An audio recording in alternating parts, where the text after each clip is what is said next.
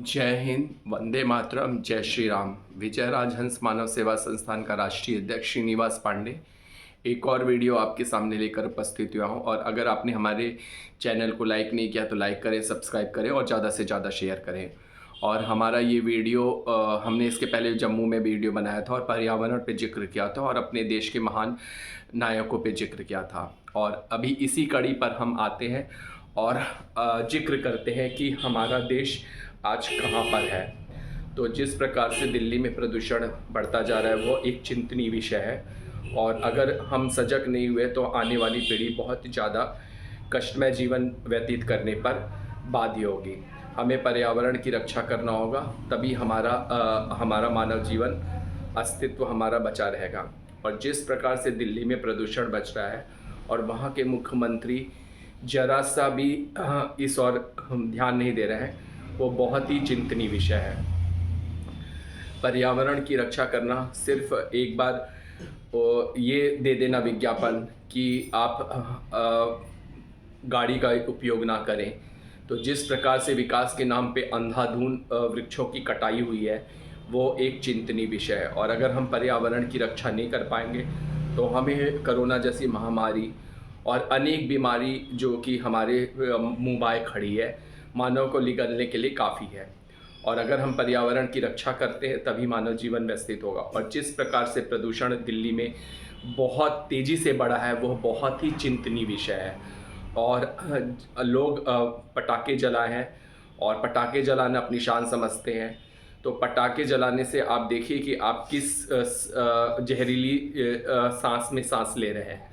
तो जिस प्रकार से पर्यावरण का ये मतलब बड़ा है और जो मतलब कार्बन डाइऑक्साइड की जो मात्रा आगे बढ़ गई है वो बहुत ही ज़्यादा चिंतनीय विषय है। और इस और सरकार को बहुत ज़्यादा गौर करने की ज़रूरत है और मानव को भी ज़रूरत है।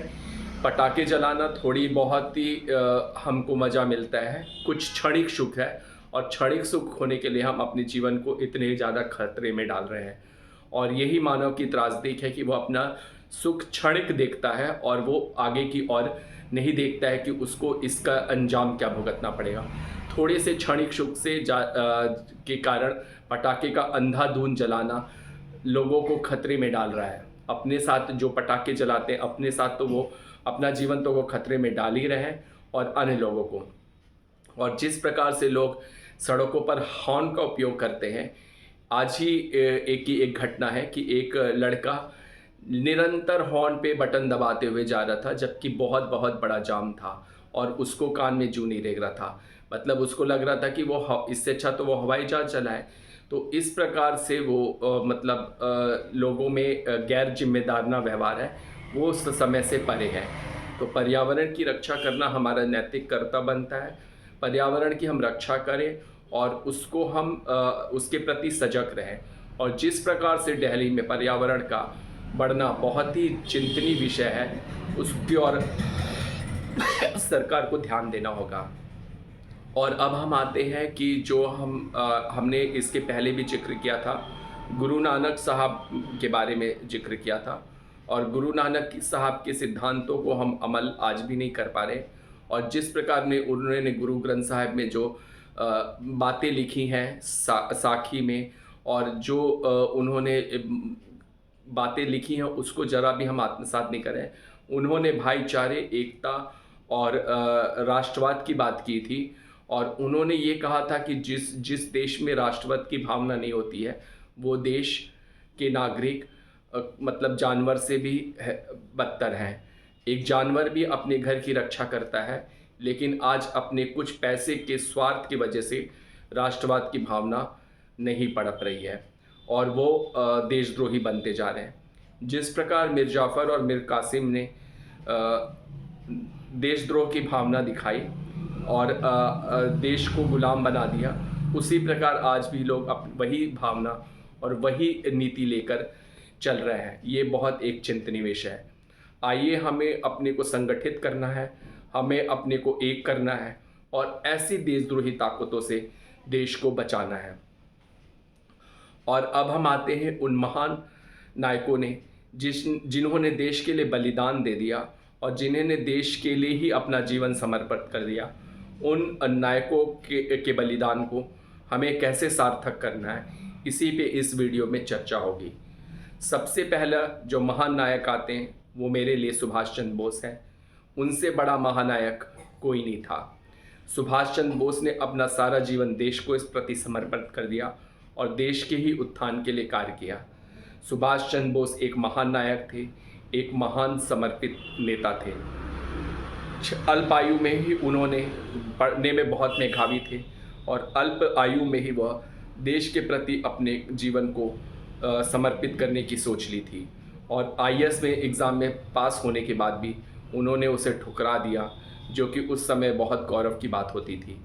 और उस समय ब्रिटिश की एक नीति थी कि इंडियन को बड़े पोस्टों से दूर रखा जाए, लेकिन उन्होंने आईएएस के एग्ज़ाम को पास ही नहीं किया बल्कि उच्च अंक से पास किया, और लेकिन उसको ठुकरा दिया सिर्फ इस नीति से कि हमें देश को आज़ाद कराना है।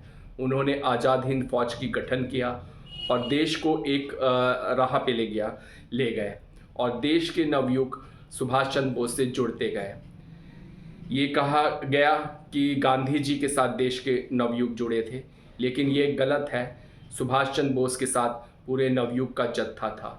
उन्होंने पुकारा था कि तुम मुझे खून दो, मैं तुम्हें आज़ादी दूंगा, और इसको सभी नवयुगों ने आत्मसात कर लिया और अपनी एक खून की नदियां बहा दी देश के लिए। सुभाष चंद्र बोस का ही व्यक्तित्व था, उनकी ओजस्विता थी कि नवयुग उनकी बातों को गांठ बांध लेते थे और देश के लिए प्रति समर्पित हो जाते थे।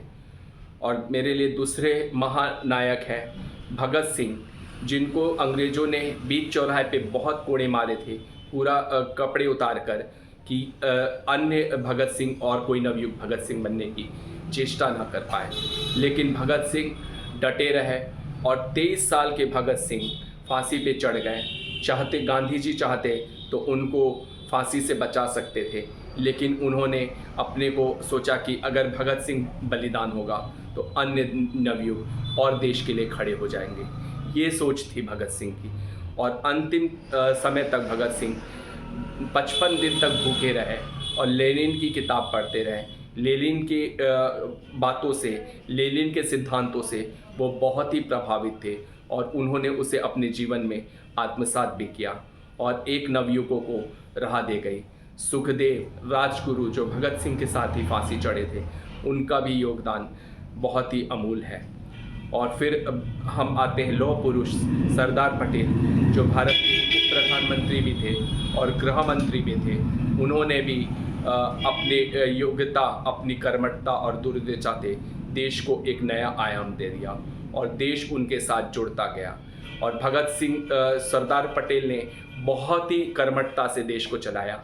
वो बंटवारा नहीं चाहते थे और वह देश के प्रधानमंत्री के लिए चुने भी गए थे, लेकिन उन्होंने ठुकरा दिया। वो नहीं चाहते थे, उन्हें देश की गद्दी का लालच नहीं था, वो देश के प्रति समर्पित थे। उनके विचार भी टकराए नेहरू जी से, वो नहीं चाहते थे कि देश का बंटवारा हो। और उनका ही कार्य था कि कई देश की रियासत आज हमारे में है। आज हैदराबाद हमारी रियासत में नहीं होता, लेकिन उन्होंने उसे मिला दिया था। तो ये भगत सिंह का ही नेतृत्व क्षमता थी, ये सरदार पटेल की नेतृत्व क्षमता थी कि उन्होंने हमारे कई राज्यों को अलग राज्य नहीं बनने दिया और अलग देश नहीं बनने दिया।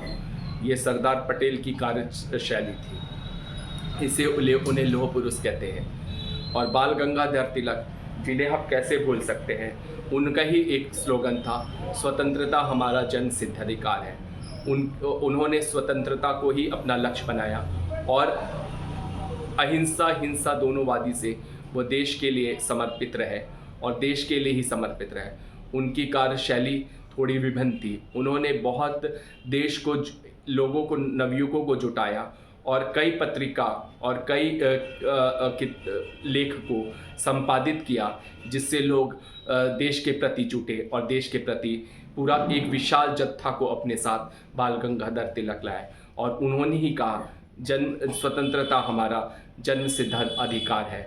लाला लाजपत राय लाठी का खा के स्वर को सिद्धार गए। जलियांवाला बाग का कांड कौन भूल सकता है जनरल डायर की गोली से कितने नवयुवक, कितने ही लोग अपना प्राण दे रहे। आज भी जलियांवाला बाग में खून के धब्बे स्वतंत्रता सेनानियों की चीख चीख के पुकार रहे हैं कि ऐसे हमें आज़ादी मिली, और आज के नेता उस आज़ादी की कीमत नहीं पहचान रहे हैं। जिस देश की आज़ादी के लिए इतने प्राण गए, इतने लोगों ने अपना बलिदान दिया, ये नेता क्या जानेंगे। इन्हें तो अपनी राजनीति करनी है, अपनी रोटियां सेकनी है। देश को बांटो, जैसे फूट डालो और राजनीति करो, वैसे ही ये देश को बांटने पे तुले हैं। सिर्फ इन्हें अपना वोट बैंक चाहिए, देश गया भाड़ में, और अपनी सत्ता चाहिए। तो आज मेरी उन सभी लोगों से प्रार्थना है कि आप इन नेताओं के बहकावे में ना आए। अगर आप इन नेताओं के बहकावे में आएंगे तो आप देश के प्रति नहीं सोच सकेंगे। हमें देश के प्रति सोचना है, देश के लिए ही कार्य करना है, और देश से बड़ा कोई नहीं होता है। और हम आते हैं दूसरे मुद्दे पर। एक तो हमने देखा था कि हमारे पुरुष ने कितनी कर्मठता और कितनी योग्यता से देश की आज़ादी में भाग दिया, और हमारी नारियां भी कम पीछे नहीं थी, चाहे वो चांद बीबी हो, चाहे लक्ष्मीबाई हो। उन्होंने अपने मतलब कोई भी कसर नहीं छोड़ी अंग्रेजी दास्ता से मुक्त कराने की। काशीबाई हो, इनकी अमर गाथा हमें ये दिखाती है कि हम नारी भी कम पीछे नहीं थी देश की आज़ादी के लिए। उन्होंने संघर्ष किया, चाहे सरोजनी नायडू हो, चाहे रानी लक्ष्मीबाई हो, चाहे चांद बीबी हो, सभी ने देश के लिए बढ़ चढ़कर हिस्सा लिया और देश की आज़ादी के लिए अपना सर्वस्व देने की कोशिश की। लक्ष्मीबाई जो कि बहुत बड़ी योद्धा थी, और वो हमेशा ब्रिटिशर को एक कायर समझती थी, और उनका ये मत था कि ब्रिटिश कायर है, बस हमें एकजुट होना है, और अगर हम एकजुट हो जाएंगे तो हम आसानी से ब्रिटिशर को इस देश से भगा सकते हैं। लेकिन रानी लक्ष्मीबाई की विडंबना देखिए कि उनका साथ देने वाला कोई नहीं था। तब भी देश खंड खंड में बटा था, और आज भी देश खंड खंड में बटा है। उस समय भी रानी लक्ष्मीबाई का कोई साथ नहीं दिया, और आज भी देश को अगर साथ देने की ज़रूरत होती है तो देश बट जाता है। अच्छी बातों में अगर देश को साथ देने की ज़रूरत होती है तो देश बट जाता है। ये एक बहुत बड़ी विडंबना है। तो आइए हम शपथ लें कि देश को हमें बटने नहीं देना है, देश को विखंडित नहीं होना है, और देश को देशद्रोही ताकतों से बचाना है। और हमारा देश जो हमारे देश को कुचलने के लिए लोग तैयार रहते हैं, और जो हमारे देश के प्रति साजिश होती है, उससे हमें सजग होना है। रानी लक्ष्मीबाई देश को आज़ाद करा सकती थी, लेकिन उनका साथ देने के लिए कोई नहीं था। मंगल पांडे एक वीर योद्धा था, लेकिन मंगल पांडे में बहुत ज़्यादा एक्साइटमेंट था और बहुत ज़्यादा अधीरता थी। इस कारण समय से पहले उन्होंने ब्रिटिशरों पर आक्रमण कर दिया, बिना हथियार के, बिना उसके लिए। बाहुबल में हमारे कभी कमी नहीं रही है, बस हम एक ढंग से एकजुट नहीं हो पाए हैं। तो हमें एकजुट होना पड़ेगा, एक मत होना पड़ेगा, तभी हम देश को मतलब ऊंचाइयों पर ले जाएंगे। और हमारे सैनिक जो कि बहुत ही वीर हैं, और हमारे सैनिक ने हमेशा से वीरता का परिचय दिया है, चाहे वह 1962 का युद्ध हो, चाहे 1965 का युद्ध हो। हामिद अंसारी को कौन भूल सकता है। अपनी ऐसी कौशलता उन्होंने दिखाई और वीर गति को प्राप्त हुए, और उनके आगे चीन के सैनिक भी छक्के छोड़ गए। और हमारे जो सैनिक हैं, चीन के पास कितना भी हथियार हो, कितना भी हो, लेकिन हमारे सैनिक जैसी वीरता और बहादुरता किसी भी देश के सैनिकों में नहीं है। उन सैनिकों को हम सलाम करते। और ये त्रासदी देखिए, जो सैनिक देश की अखंडता, देश की अस्तित्व के लिए लड़ता है -डिग्री टेम्परेचर में, उसी सैनिक की कार्यकुशलता, कर्मठता पर हमारे नेता प्रश्न चिन्ह लगा देते हैं, और उसे पाकिस्तान को सर्जिकल स्ट्राइक कहते हैं।